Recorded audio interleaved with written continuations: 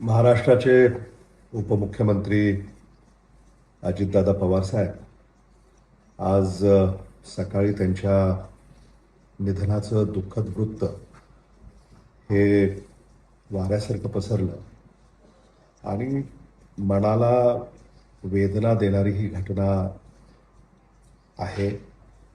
त्यांचं अचानक आपल्यातून असं निघून जाणं याच्यावर आत्ताही विश्वास बसत नाही आहे.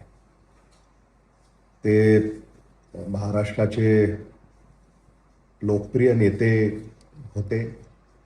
महाराष्ट्राच्या राजकारणामध्ये त्यांचा एक वेगळा दबदबा राहिला आणि महाराष्ट्राच्या जडणघडणेमध्ये गेली काही दशकं त्यांचं योगदान हे कोणीही नाकारू शकणार नाही. आज अचानकपणे त्यांच्या जाण्यानं महाराष्ट्राचं अतोनात नुकसान झालंय. हे कधीही न भरून निघणारं नुकसान आहे.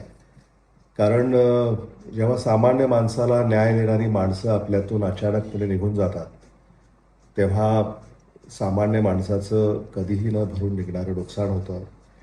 महाराष्ट्र राज्याला त्यांचं योगदान हे कायम लक्षात राहील आणि महाराष्ट्राला त्यांच्याकडनं खूप अपेक्षा होत्या आणि त्या कुठंतरी आता अपेक्षांचा भंग झाल्याची भावना महाराष्ट्रातल्या जनतेच्या मनामध्ये आहे.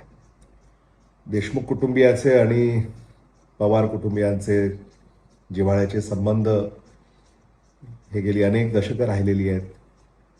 अगदी शरद पवार साहेब, विलासराव देशमुख साहेब, आदरणीय अजितदादा पवार साहेब, आदरणीय विलासराव देशमुख साहेब आणि आदरणीय अजितदादा पवार साहेब यांच्यामध्ये सुद्धा एक प्रेमाचं नातं राहिलं आणि ते आम्ही कधीही विसरू शकत नाही.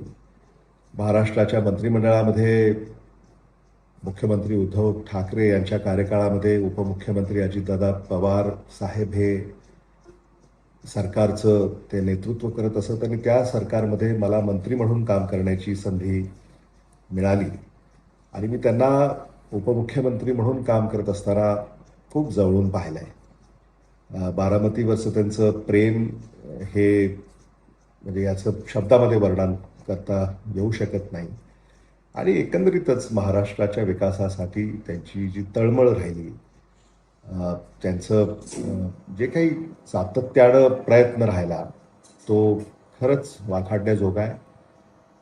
मी आज त्यांचं निघून जाणं हे देशमुख कुटुंबियासाठी हे अगदी वैयक्तिक असं नुकसान आहे. आपल्या घरातला माणूस निघून जावा अशीच भावना माझ्या मनामध्ये या क्षणाला आहे आणि मी त्यांना श्रद्धांजली अर्पण करतो.